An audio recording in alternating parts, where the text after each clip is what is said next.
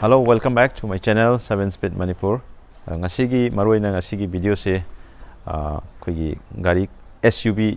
comparison tawbugine tasengna haragadi ado SUV se karam SUV no haraganda koi Indian market to husi yam kana popular oiriba adumba makhal ni go ado masi karam no haraganda ahan mada koigi Scorpio ne adagi mathangdana koigi Creta ꯍꯥꯏꯗꯤ ꯃꯣꯏ ꯑꯅꯤꯁꯤ ꯑꯩꯈꯣꯏꯒꯤ price ꯁꯦꯒꯃꯦꯟꯁꯦ ꯍꯥꯏꯐꯦꯠ ꯆꯨꯝꯃꯥꯟꯅꯕ ꯑꯗꯨꯒ ꯃꯈꯣꯏꯒꯤ body ꯁ꯭ꯇ꯭ꯔꯛꯆꯔꯗ ꯍꯥꯏꯕ ꯇꯥꯔꯦꯀꯣ ꯈꯤꯇꯪ ꯂꯨꯛ ꯋꯥꯏꯁ ꯈꯤꯇꯪ ꯗꯤꯐ꯭ꯔꯦꯟꯠ ꯂꯩꯀꯣ ꯑꯗꯨꯅ ꯃꯤꯒꯤ ꯃꯣꯏꯒꯤ ꯑꯄꯥꯝꯕꯁꯤꯡꯁꯨ ꯇꯣꯉꯥꯟꯅ ꯑꯗꯨꯝ ꯂꯩꯔꯝꯒꯅꯤꯅ ꯈꯜꯂꯦ ꯑꯗꯣ ꯃꯁꯤꯒꯤ ꯀꯝꯄꯦꯔꯤꯖꯟꯁꯦ ꯑꯩ ꯕꯦꯁꯤꯛ ꯈꯔꯀꯣ ꯃꯌꯥꯝꯗ ꯁꯤꯌꯔ ꯇꯧꯖꯔꯛꯀꯦꯅ ꯉꯁꯤ ꯚꯤꯗꯤꯑꯣ ꯁꯦꯝꯖꯕꯅꯦ ꯑꯗꯣ ꯚꯤꯗꯤꯑꯣ ꯑꯁꯤ ꯅꯧꯅ ꯊꯦꯡꯅꯕ ꯌꯥꯎꯔꯒꯗꯤ ꯆꯦꯅꯦꯜ ꯑꯁꯤꯕꯨ ꯅꯨꯡꯁꯤꯕꯤꯗꯨꯅ ꯁꯕꯁꯀ꯭ꯔꯥꯏꯕ ꯇꯧꯕꯤꯔꯝꯃꯣ ꯂꯥꯏꯛ ꯇꯧꯕꯤꯔꯝꯃꯣ ꯑꯃꯗꯤ ꯁꯤꯌꯔ ꯇꯧꯕꯤꯔꯝꯃꯣ ꯑꯗꯣ ꯍꯧꯔꯁꯤ ꯍꯧꯖꯤꯛ ꯚꯤꯗꯤꯑꯣꯁꯤಗೆ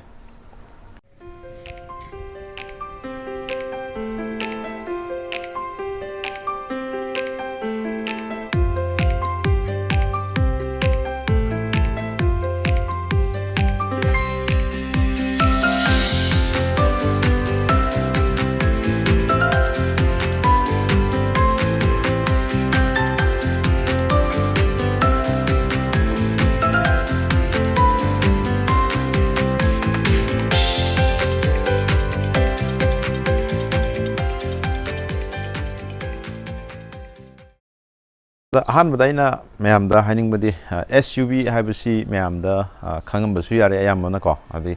SUV ꯍꯥꯏꯕꯁꯤ ꯀꯃꯥꯏꯅ ꯗꯤꯐꯥꯏꯟ ꯇꯧꯒꯗꯒꯦ ꯍꯥꯏꯔꯀꯥꯟꯗ ꯑꯩꯈꯣꯏꯒꯤ SUV ꯍꯥꯏꯕꯁꯤ ꯑꯩꯈꯣꯏꯒꯤ ꯁ꯭ꯄꯣꯔꯠ ꯌꯨꯇꯤꯂꯤꯇꯤ ꯚꯦꯍꯤꯀꯜ ꯍꯥꯏꯕꯅꯤ ꯃꯥꯒꯤ ꯐꯨꯜ ꯐꯣꯝꯅꯀꯣ ꯑꯗꯣ ꯃꯥꯒꯤ ꯑꯩꯈꯣꯏꯒꯤ ꯀꯩꯅꯣꯁꯦ ꯌꯨꯁꯁꯦ ꯑꯩꯈꯣꯏꯒꯤ ꯇꯣꯉꯥꯟꯕ ꯑꯩꯈꯣꯏꯒꯤ ꯅꯣꯔꯃꯦꯜ ꯀꯥꯔ ꯑꯃꯅ ꯍꯥꯏꯗꯤ ꯇꯧꯕ ꯉꯝꯕ ꯃꯥꯒꯤ ꯀꯦꯄꯦꯕꯤꯂꯤꯇꯤꯗꯣ ꯑꯗꯨꯗꯒꯤ ꯍꯦꯟꯅ ꯃꯥꯅ ꯇꯧꯕ ꯉꯝꯕꯒꯤ ꯆꯥꯡꯁꯦ ꯍꯦꯜꯂꯛꯀꯗꯣꯏꯅꯦꯕ ꯑꯗꯨꯅ ꯃꯉꯣꯟꯗ ꯈꯤꯇꯪ ꯑꯩꯈꯣꯏꯒꯤ ꯇꯣꯉꯥꯟꯕ ꯑꯦꯛꯁꯇ꯭ꯔꯥ ꯑꯩꯈꯣꯏꯒꯤ ꯃꯥꯒꯤ ꯕꯣꯗꯤ ꯁ꯭ꯇ꯭ꯔꯛꯆꯔ ꯕꯣꯗꯤ ꯂꯦꯡꯒ꯭ꯋꯦꯖ ꯀꯣ ꯑꯗꯨꯒꯤ ꯃꯊꯛꯇ ꯑꯩꯈꯣꯏꯒꯤ ꯃꯥꯒꯤ ꯁꯁꯄꯦꯟꯁꯟ ꯑꯗꯒꯤ ꯃꯥꯒꯤ ꯑꯩꯈꯣꯏꯒꯤ ꯔꯥꯏꯗꯤꯡ ꯀꯝꯐꯔꯠ ꯑꯗꯒꯤ ꯃꯥꯒꯤ ꯒ꯭ꯔꯥꯎꯟ ꯀ꯭ꯂꯤꯌꯔꯦꯟꯁ ꯁꯨꯝꯕ ꯃꯌꯥꯝꯁꯤꯗ ꯑꯩꯈꯣꯏꯒꯤ ꯕꯦꯁ ꯇꯧꯔꯀꯥꯟꯗ SUV ꯍꯥꯏꯕꯁꯦ ꯑꯩꯈꯣꯏ ꯁꯤꯗ ꯁꯦꯝꯃꯛꯄ ꯑꯩꯈꯣꯏꯒꯤ ꯄ꯭ꯂꯦꯠꯐꯣꯝ ꯑꯃꯈꯛꯅꯤꯀꯣ ꯑꯗꯣ ꯌꯦꯡꯁꯤ ꯑꯩꯈꯣꯏ ꯃꯈꯥ ꯇꯥꯕ ꯚꯤꯗꯤꯑꯣ ꯑꯅꯤꯒꯤ ꯍꯥꯏꯐꯦꯠ ꯆꯥꯎꯔꯥꯛꯄ ꯕꯦꯁꯤꯛ ꯀꯝꯄꯦꯔꯤꯖꯟꯗꯣ ꯑꯩ ꯍꯥꯏꯖꯔꯛꯑꯒꯦ ꯑꯗꯣ ꯍꯧꯖꯤꯛ ꯐꯥꯔꯁꯇ ꯑꯩꯈꯣꯏꯒꯤ ꯑꯦꯟꯖꯤꯟꯒꯤ ꯃꯥꯒꯤ ꯁ꯭ꯄꯦꯁꯤꯐꯤꯀꯦꯁꯟꯁꯦ ꯑꯃꯃꯝꯇ ꯑꯣꯏꯅ ꯈꯪꯃꯤꯟꯅꯁꯦ ꯃꯥꯒꯤꯅ ꯍꯥꯏꯗꯤ ꯀꯃꯥꯏꯅ ꯇꯧꯕꯅꯣ ꯃꯥꯒꯤ ꯁꯤ ꯀꯃꯥꯏꯅ ꯇꯧꯒꯦ ꯍꯥꯏꯕꯗꯣꯀꯣ ꯁꯤ ꯍꯥꯏꯗ꯭ꯔꯣꯂꯤꯛꯅꯦ ꯌꯥꯎꯔꯤꯁꯦ ꯑꯗꯒꯤ ꯃꯥꯒꯤ ꯑꯦꯟꯖꯤꯟꯒꯤ ꯃꯥꯒꯤ ꯁ꯭ꯄꯦꯁꯤꯐꯤꯀꯦꯁꯟꯁꯦ ꯑꯩꯈꯣꯏꯒꯤ ꯀꯩꯅꯣꯅꯦ 2.2 ꯂꯤꯇꯔ M-HOG ꯏꯟꯖꯤꯟꯅꯤꯀꯣ ꯑꯗꯨꯒ 4 ꯁꯤꯂꯤꯟꯗꯔꯅꯦ 4 ꯚꯜꯕꯅꯦ ꯑꯗꯨꯒ ꯃꯦꯛꯁꯤꯃꯝ ꯄꯋꯥꯔꯁꯤꯅ ꯑꯩꯈꯣꯏꯒꯤ 140 bhp ꯑꯗꯨꯒ न्यूटन मीटरसिना अखोई 320 न्यूटन मीटरनिको अदो माइ माइलेज से अखोई 16.5 16 17 की मार्क से एवरेज से दम लाइको अदो 6 गियर ने मागी किनो से ओके इनसे अखोई टर्बो चार्ज इंजन निको अदुगा सिदैदा अखोई मागी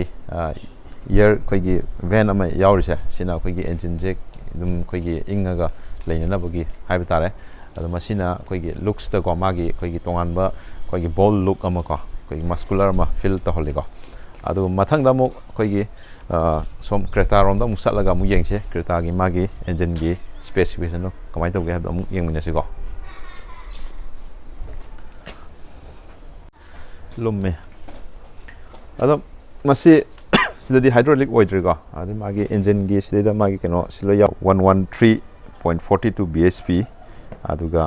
मागी न्यूटन मीटर सिना 144 न्यूटन मीटर निको माइलेज से मोय सिददी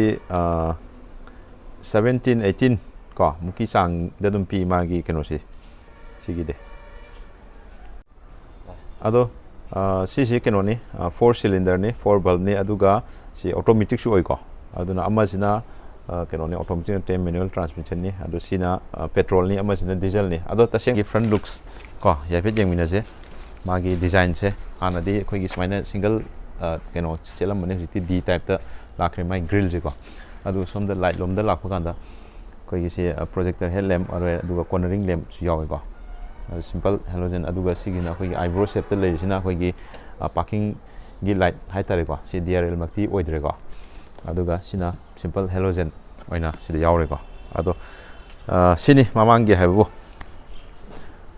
ꯑꯗꯨꯒ ꯁꯤꯒꯤ ꯑꯩꯈꯣꯏꯒꯤ ꯁꯤꯗ ꯌꯥꯎꯔꯤꯁꯦ ꯁꯤꯒꯤ ꯄꯣꯠꯁꯦ ꯁꯤ ꯑꯩꯈꯣꯏꯒꯤ ꯀꯩ ꯍꯥꯏꯇꯥꯔꯦ ꯁ꯭ꯀꯤꯠ ꯄ꯭ꯂꯦꯠ ꯍꯥꯏꯇꯥꯔꯦꯀꯣ ꯑꯁꯤꯅ ꯌꯦꯡꯕꯗ ꯒꯥꯔꯤꯁꯦ ꯑꯩꯈꯣꯏꯒꯤ ꯌꯥꯝꯅ ꯃꯁꯀꯨꯂꯔ ꯑꯣꯏꯍꯜꯂꯦꯀꯣ ꯌꯦꯡꯕꯗ SUV ꯄ꯭ꯔꯣꯄꯔ ꯃꯥꯜꯍꯜꯂꯦ ꯑꯗꯨꯒ ꯁꯣꯝꯗ ꯀ꯭ꯔꯦꯇꯥ ꯔꯣꯝꯗ ꯂꯥꯛꯄ ꯀꯥꯟꯗꯗꯤ ꯃꯥꯏꯀꯣꯟꯁꯤꯗꯗꯤ ꯑꯩꯈꯣꯏꯒꯤ ꯃꯇꯝꯒ ꯌꯥꯝꯅ ꯆꯥꯟꯅꯕ ꯍꯥꯏꯕ ꯇꯥꯔꯦ DRL ꯀꯣ ꯐꯖꯅ ꯂꯩꯔꯦ ꯑꯗꯨꯒ ꯁꯤꯗ LEDꯗ ꯑꯩꯈꯣꯏꯒꯤ ꯂꯥꯏꯠ 3 ꯀꯣ ꯌꯥꯎꯔꯤꯀꯣ ꯑꯗꯨ ꯃꯈꯥꯗꯅ ꯁꯤꯝꯄꯜ ꯀꯣ ꯂꯥꯏꯠꯅꯤ ꯍꯦꯂꯣꯖꯦꯟꯗ ꯏꯟꯗꯤꯀꯦꯇꯔ ꯑꯣꯏꯅ ꯊꯕꯛ ꯇꯧꯋꯤꯁꯦ ꯑꯗꯨꯒ ꯁꯤꯅ ꯃꯥꯒꯤ ꯒ꯭ꯔꯤꯜꯁꯤ ꯂꯩꯖꯔꯦ ꯀꯣ ꯀ꯭ꯔꯣꯝ ꯇ꯭ꯔꯤꯠꯃꯦꯟ ꯃꯇꯦꯛ ꯃꯥꯏ ꯕꯥꯎꯟꯗ꯭ꯔꯤꯁꯦ ꯀ꯭ꯔꯣꯝꯗ ꯂꯣꯏꯅꯃꯛ ꯇ꯭ꯔꯤꯠ ꯇꯧꯔꯦ ꯑꯗꯣ ꯁꯤꯅꯤ ꯀꯩꯁꯨ ꯊꯣꯏꯗꯣꯛꯄ ꯍꯥꯏꯅꯤꯡꯉꯥꯏ ꯂꯩꯇꯦ ꯑꯗꯨꯒ ꯁꯤꯒꯤ ꯀꯩꯅꯣꯁꯦ ꯁꯤꯒꯤ ꯄꯣꯔꯁꯟꯁꯦ ꯑꯩꯈꯣꯏꯒꯤ ꯇꯣꯉꯥꯟꯅ ꯑꯥꯐꯇꯔ ꯃꯥꯔꯀꯦꯠꯇꯒꯤ ꯍꯥꯞꯆꯕꯅꯤꯀꯣ ꯑꯗꯣ ꯁꯤꯒꯤ ꯄꯥꯝꯕꯤꯔꯒꯗꯤ ꯑꯗꯨꯝ ꯀꯃꯦꯟꯗ ꯑꯗꯨꯝ ꯍꯪꯕꯤꯔꯛꯑꯣ ꯁꯤꯒꯤ ꯑꯩꯈꯣꯏ ꯑꯗꯨꯝ ꯃꯐꯝ ꯑꯗꯨꯝ ꯇꯥꯛꯆꯒꯦ ꯍꯥꯏꯖꯒꯦ ꯁ꯭ꯀꯣꯔꯄꯤꯌꯣꯁꯦ ꯃꯥꯒꯤ ꯗꯥꯏꯃꯦꯟꯁꯟꯁꯦ ꯑꯩꯈꯣꯏꯒꯤ ꯂꯦꯡꯊ ꯂꯩꯔꯤꯁꯦ ꯑꯩꯈꯣꯏ 4456 ꯂꯩꯔꯦ ꯑꯗꯨꯒ ꯋꯥꯏꯠ ꯑꯃꯨꯛ ꯂꯥꯛꯄ ꯀꯥꯟꯗ 1820 ꯑꯗꯨꯒ ꯍꯥꯏꯠꯁꯤꯅ ꯑꯃꯨꯛ 1995 ꯁꯣ ꯍꯥꯏꯠꯇꯅꯤ ꯌꯥꯝꯅ ꯗꯤꯐ꯭ꯔꯦꯟꯁ ꯂꯥꯛꯀꯗꯣꯏꯁꯦ ꯀꯣ ꯑꯃꯔꯣꯝꯗ ꯑꯗꯨꯒ ꯃꯥꯒꯤ ꯁ꯭ꯀꯣꯔꯄꯤꯌꯣꯁꯤꯒꯤ ꯃꯥꯒꯤ ꯒ꯭ꯔꯥꯎꯟ ꯀ꯭ꯂꯤꯌꯔꯦꯟꯁꯁꯦ ꯁꯤ ꯒ꯭ꯔꯥꯎꯟ ꯀ꯭ꯂꯤꯌꯔꯦꯟꯁ ꯂꯥꯛꯄ ꯀꯥꯟꯗ ꯃꯥꯁꯦ ꯑꯃꯨꯛ ꯋꯥꯡꯉꯒꯁꯨ ꯃꯥꯒꯤ ꯒ꯭ꯔꯥꯎꯟ ꯀ꯭ꯂꯤꯌꯔꯦꯟꯁꯁꯦ ꯀ꯭ꯔꯦꯇꯥꯅꯗꯤ ꯈꯔ ꯍꯦꯜꯂꯦ ꯁꯤꯅ 180 ꯂꯥꯛꯑꯦꯀꯣ ꯑꯗꯨꯒ ꯃꯥꯒꯤ ꯑꯩꯈꯣꯏꯒꯤ ꯃꯊꯛ ꯍꯥꯏꯕ ꯇꯥꯔꯦ ꯔꯨꯐ ꯔꯣꯝꯗꯁꯨ ꯑꯩꯈꯣই ꯀꯩꯅꯣ ꯌꯥꯎꯔꯤꯀꯣ ꯔꯨꯐꯦꯜ ꯌꯥꯎꯔꯤꯀꯣ ꯑꯁꯤꯅꯤ ꯃꯥꯒꯤ ꯑꯩꯈꯣꯏ ꯗꯥꯏꯃꯦꯟꯁꯟꯁꯦ ꯑꯗꯨꯒ ꯑꯃꯨꯛ ꯀ꯭ꯔꯦꯇꯥꯔꯣꯝꯗ ꯑꯃꯨꯛ ꯌꯦꯡꯁꯤ ꯀ꯭ꯔꯦꯇꯥꯒꯤ ꯑꯩꯈꯣꯏꯒꯤ ꯗꯥꯏꯃꯦꯟꯁꯟꯁꯦ ꯀꯃꯥꯏꯅ ꯇꯧꯒꯦ ꯍꯥꯏꯔꯀꯥꯟꯗ ꯑꯩꯈꯣꯏꯒꯤ ꯂꯦꯡ ꯂꯥꯛꯄ ꯀꯥꯟꯗ 4300 ꯅꯤ ꯑꯗꯨꯒ ꯋꯥꯏꯠ ꯂꯣꯝꯗꯅ ꯑꯃꯨꯛ ꯂꯥꯛꯏꯁꯦ 1790 ꯀꯣ ꯑꯗꯨꯒ ꯍꯥꯏꯠꯇꯅ ꯑꯃꯨꯛ 1620 ꯀꯣ niko ꯂꯥꯛꯀꯗꯣꯏꯁꯦ ꯑꯗꯨꯒ ꯃꯥꯒꯤꯅ ꯒ꯭ꯔꯥꯎꯟ ꯀ꯭ꯂꯤꯌꯔꯦꯟꯁꯁꯦ 190 ꯅꯤꯀꯣ ꯃꯥꯅ 10 ꯁꯦ ꯈꯤꯇꯪ ꯍꯦꯜꯂꯦ ꯑꯗꯣ ꯃꯁꯤ ꯂꯨꯛ ꯋꯥꯏꯁ ꯕꯣꯗꯤꯒꯤ ꯁꯦꯞꯁꯦ ꯑꯩꯈꯣꯏꯒꯤ SUV ꯉꯥꯛꯇꯅꯦ SUV ꯑꯣꯏꯖꯔꯒꯁꯨ ꯂꯨꯛ ꯋꯥꯏꯁ ꯌꯦꯡꯉꯛꯄꯗ ꯑꯩꯈꯣꯏꯒꯤ ꯀ꯭ꯔꯦꯇꯥꯁꯤꯅ ꯑꯩꯈꯣꯏꯒꯤ ꯈꯤꯇꯪ ꯑꯩꯈꯣꯏꯒꯤ ꯀ꯭ꯔꯣꯁ ꯑꯣꯚꯔꯒꯤ ꯂꯨꯛꯁ ꯑꯃ ꯈꯤꯇꯪ ꯆꯪꯉꯦꯀꯣ ꯃꯁꯤꯅ ꯑꯩꯈꯣꯏ ꯄꯨꯔꯥ ꯑꯩꯈꯣই ꯀꯣꯝꯄꯦꯛ SUV ꯅ ꯍꯥꯏꯀꯣ ꯑꯗꯨꯒ ꯁꯤꯒꯤ ꯃꯥꯒꯤ ꯂꯨꯛꯁ ꯃꯥꯒꯤ ꯕꯣꯗꯤꯒꯤ ꯁ꯭ꯇ꯭ꯔꯛꯆꯔ ꯀꯣ ꯑꯩꯈꯣꯏꯒꯤ ꯈꯤꯇꯪ ꯃꯥꯅ ꯑꯩꯈꯣꯏꯒꯤ ꯃꯤꯗꯤꯌꯝ ꯁꯥꯏꯖꯀꯤ ꯑꯩꯈꯣꯏꯒꯤ SUV ꯑꯃꯒꯤ ꯀꯩꯅꯣꯁꯦ ꯐꯤꯜ ꯇꯧꯋꯤꯀꯣ ꯑꯗꯣ ꯃꯥꯁꯦ ꯇꯁꯦꯡꯕꯗꯤ ꯃꯥꯅ 7 ꯁꯤꯇꯔꯅꯤ ꯀꯣ ꯃꯉꯣꯟꯗ ꯑꯦꯛꯁꯇ꯭ꯔꯥ ꯑꯅꯤ ꯃꯅꯤꯡꯗ ꯁꯤꯠ ꯑꯅꯤ ꯌꯥꯎꯋꯦ ꯑꯗꯨꯒ ꯁꯤꯗꯗꯤ ꯑꯣꯟꯂꯤ ꯀꯩꯅꯣ ꯈꯛꯇꯅꯦ 5 ꯁꯤꯇꯔꯅꯤꯀꯣ ꯑꯗꯣ ꯁꯤꯒꯤ ꯃꯥꯒꯤ ꯗꯥꯏꯃꯦꯟꯁꯟ ꯑꯗꯩ ꯃꯥꯒꯤ ꯀꯦꯄꯥꯁꯤꯇꯤ ꯁꯤꯅꯤꯀꯣ ꯑꯗꯨꯒ ꯃꯉꯣꯟꯗ ꯍꯧꯖꯤꯛ ꯇꯥꯌꯔꯒꯤ ꯁꯥꯏꯖꯇ ꯈꯦꯠꯅꯕꯗꯨꯁꯨ ꯑꯃꯨꯛ ꯌꯦꯡꯃꯤꯟꯅꯁꯤ ꯑꯗꯣ ꯃꯥꯒꯤ ꯇꯥꯌꯔꯒꯤ ꯁꯥꯏꯖꯁꯦ 235/65 R17 ꯏꯟꯆꯇꯅꯤꯀꯣ ꯂꯩꯔꯤꯁꯦ ꯑꯗꯣ ꯃꯥꯒꯤ ꯑꯦꯂꯣꯏ ꯗꯤꯖꯥꯏꯟ ꯁꯤꯅꯤꯀꯣ ꯑꯗꯨꯒ ꯑꯃꯨꯛ ꯁꯣꯝꯗ ꯑꯃꯨꯛ ꯀ꯭ꯔꯦꯇꯥꯒꯤ ꯃꯥꯒꯤ ꯀꯩꯅꯣꯁꯤꯅ ꯑꯃꯨꯛ ꯗꯤꯖꯥꯏꯟꯁꯦ ꯃꯥꯒꯤ ꯑꯦꯂꯣꯏꯒꯤ ꯗꯤꯖꯥꯏꯟ ꯁꯨꯃꯥꯏꯅ ꯂꯥꯛꯑꯅꯤꯀꯣ ꯑꯗꯨꯒ ꯁꯤꯗꯤ ꯗꯥꯏꯃꯟ ꯀꯠ ꯑꯣꯏꯗ꯭ꯔꯦ ꯗꯥꯏꯃꯟ ꯀꯠꯀꯤꯁꯨ ꯂꯩꯀꯣ ꯁꯤꯅ 215/60 R17 ꯁꯥꯏꯖꯁꯤ ꯃꯥꯟꯅꯩ ꯑꯗꯨꯒ ꯈꯤꯇꯪ ꯑꯩꯈꯣꯏꯗ ꯃꯣꯏꯗ ꯈꯤꯇꯪ ꯑꯩꯈꯣꯏ ꯇꯥꯌꯔꯒꯤ ꯕ꯭ꯔꯣꯗꯅꯦꯁ ꯀꯣ ꯈꯤꯇꯪ ꯈꯦꯠꯅꯕ ꯑꯗꯨꯝ ꯈꯔ ꯂꯩꯔꯦꯀꯣ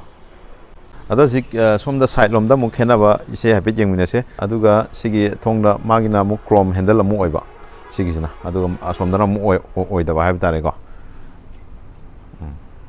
ꯑꯗꯣ ꯃꯊꯛꯇ ꯌꯥꯎꯕ ꯃꯥꯒꯤ ꯔꯨꯐ ꯔꯦꯜꯁꯦ ꯁꯤꯅ ꯑꯩꯈꯣꯏꯒꯤ ꯐꯪꯁꯅꯦꯕꯜ ꯑꯣꯏꯗꯕ ꯑꯗꯨꯒ ꯑꯁꯣꯝ ꯅꯥꯀꯟꯗ ꯌꯥꯎꯔꯤꯁꯤꯅ ꯃꯥꯒꯤꯅ ꯑꯃꯨꯛ ꯐꯪꯁꯅꯦꯕꯜ ꯑꯣꯏꯕ ꯁꯤꯅꯤꯀꯣ ꯈꯦꯠꯅꯔꯤꯁꯦ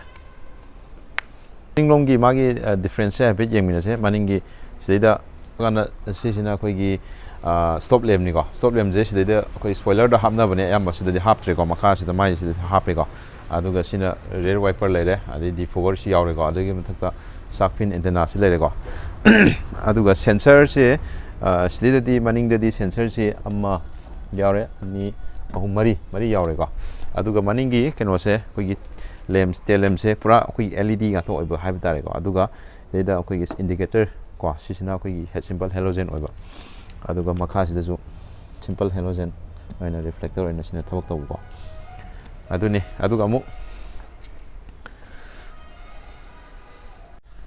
ꯑꯗꯨꯒ ꯃꯥꯒꯤ ꯀ꯭ꯔꯦꯇꯥ ꯍꯥꯏꯅ ꯁꯤꯗ ꯃꯃꯤꯡꯁꯤ ꯊꯥꯔꯦꯀꯣ ꯑꯗꯨꯝ ꯑꯗꯨꯒ ꯁꯤ ꯚꯦꯔꯤꯌꯟꯗꯨꯅ ꯁꯤ ꯂꯩꯔꯦꯀꯣ SX ꯀꯣ ꯁꯤꯅꯤ ꯕꯨꯠ ꯁ꯭ꯄꯦꯁꯁꯦ ꯑꯗꯨꯝ ꯆꯥꯎꯋꯦꯀꯣ ꯃꯥꯒꯤ ꯕꯨꯠ ꯀꯦꯄꯥꯁꯤꯇꯤꯁꯦ 433 ꯂꯤꯇꯔꯒꯤ ꯀꯩꯅꯣꯅꯤꯀꯣ ꯀꯦꯄꯥꯁꯤꯇꯤꯅꯤꯀꯣ ꯃꯥꯒꯤ ꯂꯣꯗꯤꯡ ꯑꯟꯂꯣꯗꯤꯡꯒꯤ ꯂꯤꯐꯇꯤ ꯌꯥꯝꯅ ꯋꯥꯡꯕ ꯑꯣꯏꯗ꯭ꯔꯦꯀꯣ ꯑꯝꯇ ꯂꯩꯇ꯭ꯔꯦ ꯍꯥꯏꯇꯥꯔꯦ ꯁꯝꯅ ꯍꯥꯏꯔꯕꯗ ꯁꯤ ꯃꯅꯨꯡꯗ ꯍꯥꯏꯐꯦꯠ ꯀꯔꯤ ꯌꯥꯎꯒꯦ ꯑꯁꯤꯅ ꯃꯥꯒꯤ ꯑꯦꯛꯁꯄꯤꯌꯔ ꯇꯥꯌꯔꯅꯤꯀꯣ ꯁꯤꯁꯨ ꯁꯤꯒꯤ ꯇꯥꯌꯔꯒꯤ ꯁꯥꯏꯖꯁꯦ ꯁꯤꯗꯅ 16 ꯏꯟꯆꯇ ꯑꯃ ꯍꯟꯊꯔꯒ ꯌꯥꯎꯕꯀꯣ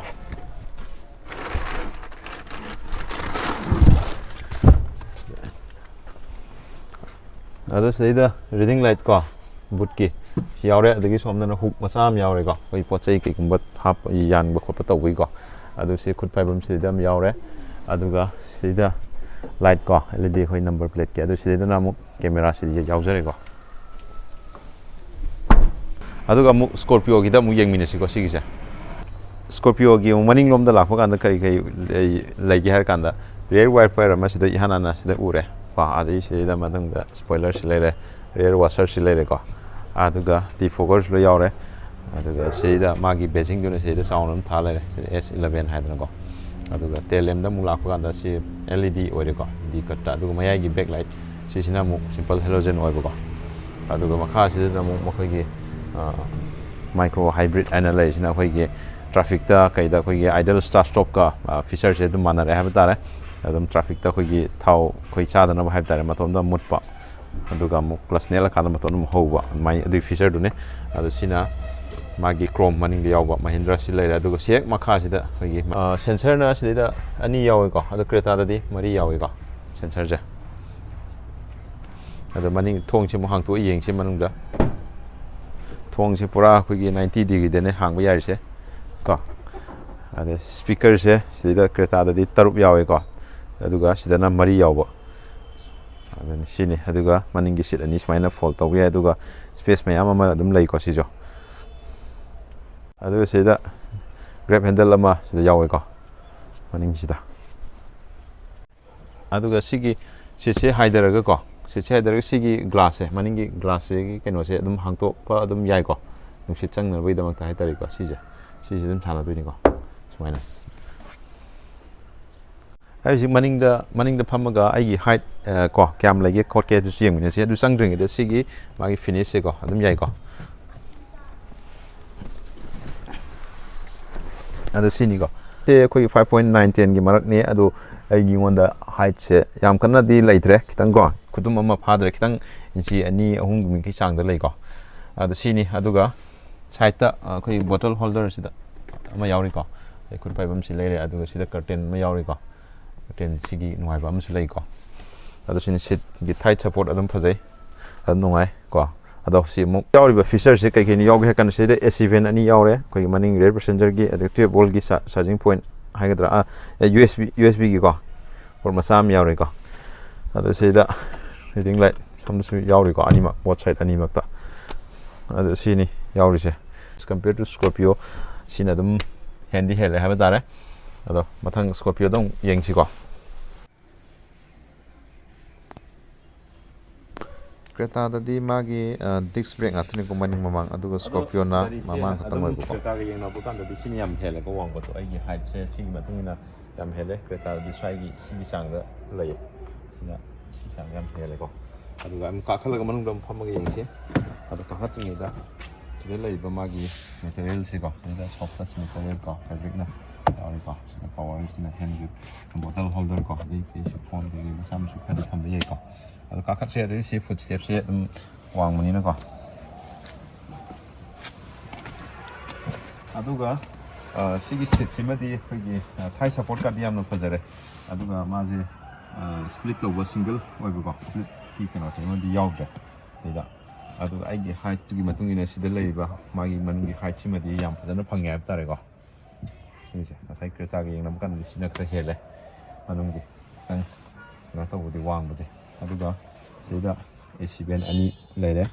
ꯑꯗꯩ ꯁꯤꯗ ꯑꯩꯈꯣꯏꯒꯤ ꯀꯩꯀꯩ ꯄꯣꯠ ꯆꯩ ꯍꯥꯞꯐꯝ ꯍꯥꯏꯕ ꯇꯥꯔꯦ ꯑꯗꯨꯒ 12 ꯚꯣꯜꯠꯀꯤ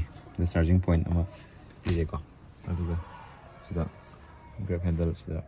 ꯁꯣꯝꯗꯁꯨ ꯌꯥꯎꯔꯦꯀꯣ ꯑꯗꯨꯒ ꯂꯥꯏꯠꯇꯤ ꯁꯤꯗ ꯑꯗꯨꯝ ꯃꯌꯥꯏꯗ ꯑꯗꯨꯝ ꯌꯥꯎꯔꯦ ꯑꯇꯩ ꯌꯥꯎꯗ꯭ꯔꯦ ꯁꯤ ꯃꯅꯤꯡꯗ ꯑꯃꯒ ꯀꯣ ꯁꯤꯅꯤ ꯃꯅꯤꯡꯒꯤ ꯍꯥꯏꯕꯕꯨ ꯀꯩꯁꯨ ꯊꯣꯏꯗꯣꯛꯄ ꯌꯥꯎꯗꯦ ꯑꯗꯨꯒ ꯐꯝꯕꯒꯤ ꯑꯩꯈꯣꯏꯒꯤ ꯈꯤꯇꯪ ꯅꯨꯡꯉꯥꯏꯕ ꯍꯥꯏꯔꯒꯗꯤ ꯑꯃꯗꯨꯅ ꯈꯤꯇꯪ ꯔꯤꯂꯦꯛꯁ ꯄꯣꯖꯤꯁꯟꯁꯦ ꯑꯃꯗꯨꯅ ꯈꯤꯇꯪ ꯍꯦꯜꯂꯦ ꯀꯣ ꯁꯤꯅ ꯈꯤꯇꯪ ꯍꯛꯆꯥꯡꯁꯦ ꯈꯤꯇꯪ ꯑꯞꯔꯥꯏꯠꯇ ꯐꯝꯕꯒꯤ ꯀꯩꯅꯣꯝꯃ ꯂꯩꯀꯣ ꯑꯃꯗꯨꯅ ꯈꯤꯇꯪ ꯍꯦꯜꯂꯦ ꯍꯦꯟꯕꯗꯤ ꯑꯗꯨꯒ ꯁꯤꯗ armrest amadi yauri armrest yengminase sumaina ko ado armrest se si kitang kogi niem ba haitari ko pakti pae mamamda mu karaga mu yengminase je ado sigi kadre da si RPM se mai yam sawi ko sai Creta gi yengna bukanda ado somda sene mai driver gi di auto wale ko sai jina dum power kino wale duga sigi kino simadi Creta gi yengna da si kitang premium oi wale ko Creta ne hele ko ado si ku problem si le ado ka thing de set ki kino si jo adum si jo height adjustment yaure ko ado sine incline taw gi ni ko ado ka khalaga mu steering de kari ki legi ha sum yeng le se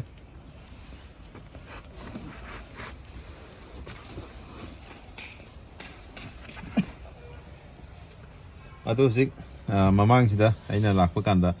steering da mu yeng pa kanda di look wise seng da kitang premium oiba se Creta na kha hen ma la I wakan da ko ado myam gi shudum comment dum haibiro ado ga sina control se sida le ko moge ado ga magi kagi kino se sida speedometer se simple kagi pura fully digital oiba du oidre me kitang digital gi oiba masa part masa am yauri ga somna RPM ni somna speedometer ni ko ado yeng badadi magi speedometer gi magi kino si ju Creta na look wise kitang update oiba kitang hen ma le ko somda right side lom da kitang lakpa kanda sidina ko gi headlamp gi adjuster si lere and fuel gi kep hang thok na ba ko ado sina di forward gi ni ko ado sina RPM set ko left right si kana to wini sina sina AC vent gi si lere ko aduga sina mo ko gi magi sogi mai tinjen lomja sigi akoi base akhoi nungdang da kaida khoi kena to kanda mamda so thingen bada khoi da khudong sa da kya mayok na adu layer ras dadi mai rais round jinga la ne ko si mamang gi khoi gi speedometer se am tang yeng ji ko magi kena ja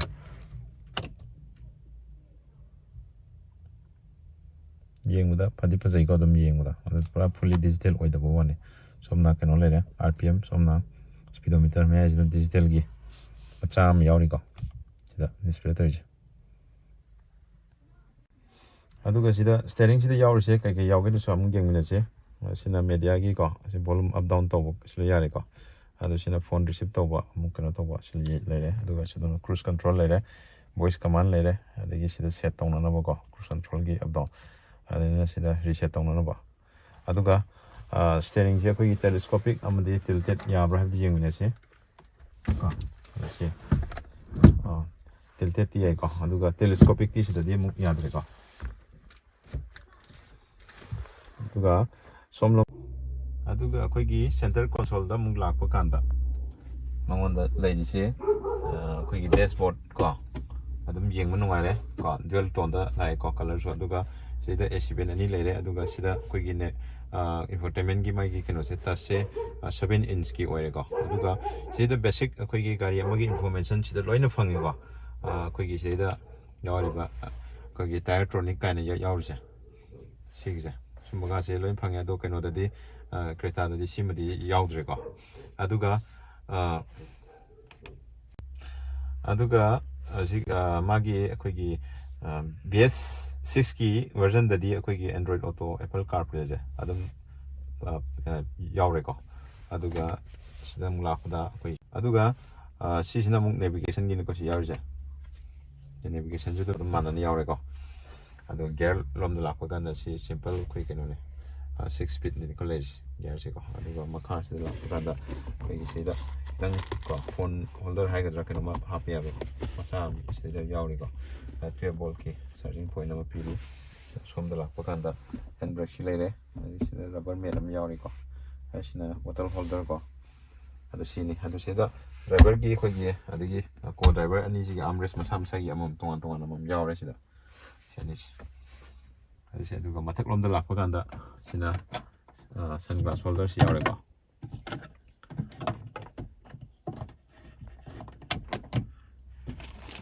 Sida belt mirror si yaure. Nah, begini yaure ko. Ada sini mamanggi aku take a shoot to the pioneer later.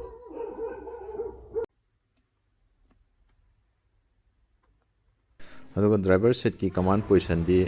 Scorpio ne hele ko so mamang om da mo Creta mamang om sang jing sida thung sida yaur se mai material se plastic loi adum hard plastic natani go softness se su thadokpa kan yaudra adum akoi dual tone go adu sigi setup se adum premium oi yem go compare koi Scorpio compare to mutamda kini kitan premium oi hen ba tal adu mathak sidam car ga yeng se adu sagi sida seat height adjustment go si sidum loi height adjustment loi yaune go adu pakhala ga mu yeng se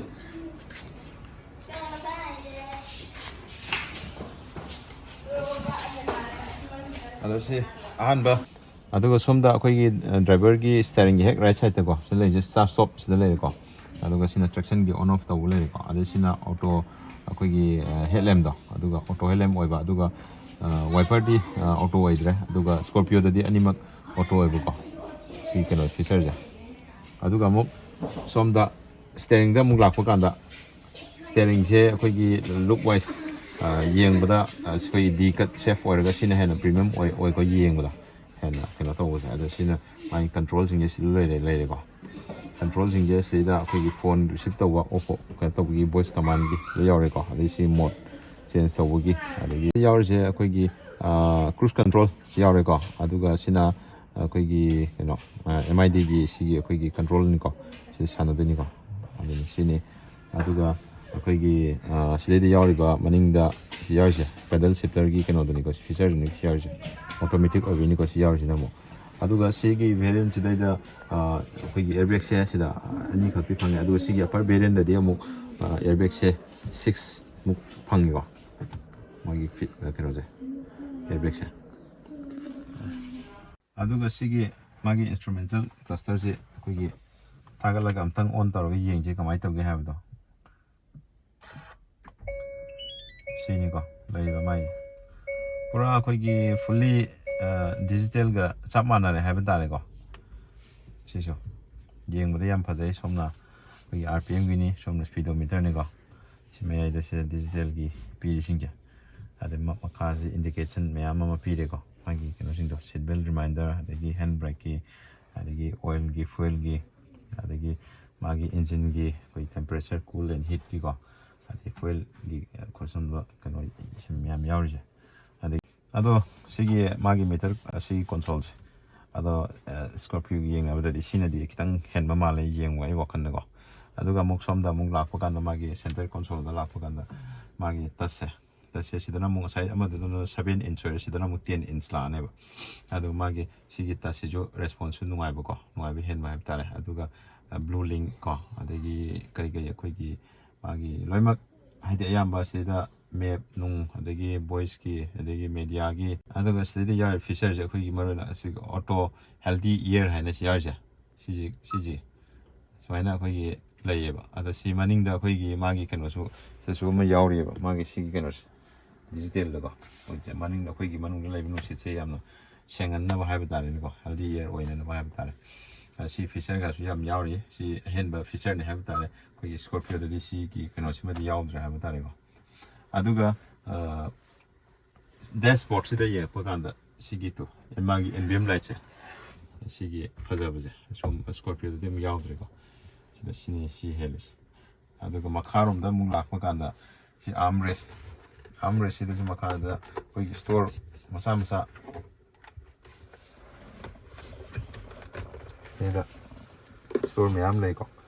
ꯑꯗ ꯑꯩꯈꯣꯏꯒꯤ ꯀꯩꯅꯣꯗꯗꯤ ꯁ꯭ꯀꯣꯔꯄꯤꯌꯣꯗꯗꯤ ꯃꯌꯥꯏꯒꯤ centre ꯀꯣꯟꯁꯣꯜꯗꯗꯤ space ꯁꯨꯃꯥꯏꯅ ꯑꯩꯈꯣꯏꯒꯤ store ꯊꯝꯅꯅꯕꯁꯦ ꯀꯌꯥ ꯌꯥꯎꯗꯕꯒꯨꯝꯕ ꯇꯧꯋꯦ ꯌꯥꯎꯔꯒꯁꯨꯀꯣ ꯁꯨꯃꯥꯏꯅ ꯕꯣꯇꯜ holder ꯑꯗꯩ ꯁꯤꯗ ꯁ꯭ꯄꯦꯁ ꯐꯣꯟ ꯅꯨꯡ ꯊꯝꯅꯅꯕ ꯑꯗꯒꯤ ꯁꯤꯗ ꯆꯥꯔꯖꯤꯡ ꯄꯣꯏꯟ USBꯒꯤꯀꯣ ꯑꯗꯒꯤ 12 ꯚꯣꯜꯠꯀꯤ ꯆꯥꯔꯖꯤꯡ ꯄꯣꯏꯟ ꯌꯥꯎꯔꯤꯀꯣ ꯑꯗꯨꯒ ꯁꯤꯗꯩꯁꯤꯗ ꯑꯩꯈꯣꯏꯒꯤ ꯋꯥꯌꯔꯂꯦꯁ ꯆꯥꯔꯖꯤꯡ ꯁꯞꯄꯣꯔꯠ ꯇꯧꯕ ꯑꯩꯈꯣꯏꯒꯤ ꯁꯤꯗ ꯐꯣꯟꯒꯤꯀꯣ ꯌꯥꯎꯔꯤꯀꯣ ꯑꯗꯨ ꯁꯤꯗ USBꯒꯤ ꯑꯗꯒꯤ 12 ꯚꯣꯜꯠꯀꯤ ꯆꯥꯔꯖꯤꯡ ꯄꯣꯏꯟꯠꯁꯨ ꯁꯤꯗ ꯌꯥꯎꯔꯦ ꯑꯗꯨꯒ ꯁꯤꯗ ꯗ꯭राꯏꯚꯤꯡ ꯃꯣꯗꯁꯨ ꯌꯥꯎꯔꯦꯀꯣ ꯑꯗꯨ ꯁ꯭ꯀꯣꯔꯄꯤꯌꯣꯗꯅ ꯑꯃꯨꯛ ꯗ꯭राꯏꯚꯤꯡ ꯃꯣꯗꯀꯨꯝꯕꯗꯤ ꯑꯃꯨꯛ ꯌꯥꯎꯗ꯭ꯔꯦꯀꯣ ꯑꯗꯨ ꯁꯤꯅꯤ ꯃꯥꯒꯤ ꯑꯩꯈꯣꯏꯒꯤ ꯑꯍꯦꯟꯕ ꯐꯤꯆꯔꯁꯤꯡ ꯍꯥꯏꯔꯒꯗꯤꯀꯣ ꯑꯗꯨꯒ ꯁꯤꯗꯩꯗ ꯂꯥꯛꯄ ꯀꯥꯟꯗ ꯑꯩꯈꯣꯏ ꯗ꯭राꯏꯚ ꯃꯣꯗ ꯑꯅ ꯁꯤꯗ ꯑꯃ ꯌꯥꯎꯔꯤꯁꯦ ꯗ꯭राꯏꯚ ꯃꯣꯗꯁꯤꯗ ꯃꯣꯏꯅ ꯄꯤꯔꯤꯁꯦ ꯑꯩꯈꯣꯏꯒꯤ ꯁ꯭ꯄꯣꯔꯠꯅꯦ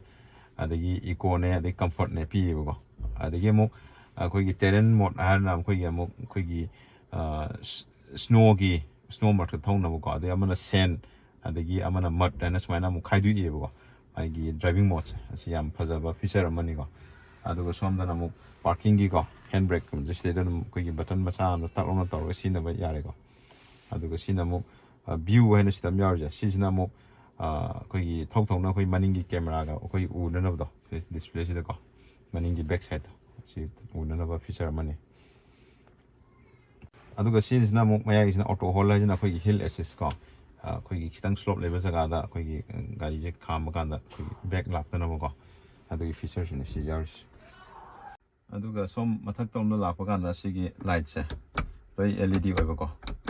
aduga amuk sida de maya sida mo khina sunroof kine ko sunroof che yengine se pura full koi panoramic sunroof ne haba tare ko ado masigi feature se yamna nungai no amaronda nungai haraga de koi open field koi area yamna area oiba field ma koi da phone do adune si gi demo koi Scorpio da si feature se yaudre have tare and feature hai tare sina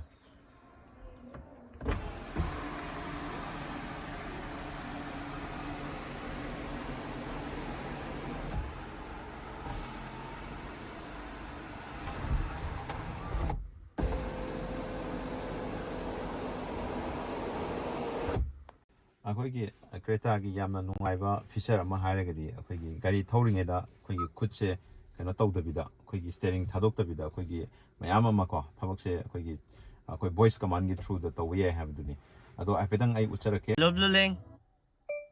Close sunroof. Closing the sunroof.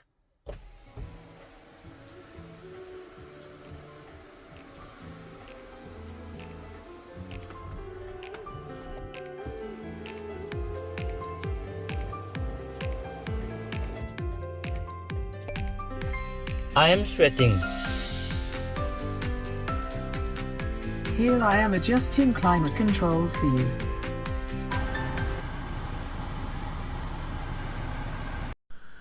ꯑꯗꯨꯒ ꯁꯤꯗꯩꯗ ꯉꯁꯤꯒꯤ ꯃꯔꯨꯑꯣꯏꯕ ꯆꯥꯡꯗꯝꯅꯕꯒꯤ ꯃꯔꯝꯗꯤ ꯑꯅꯤꯁꯤꯒꯤ price ꯁꯦꯒꯃꯦꯟꯁꯦ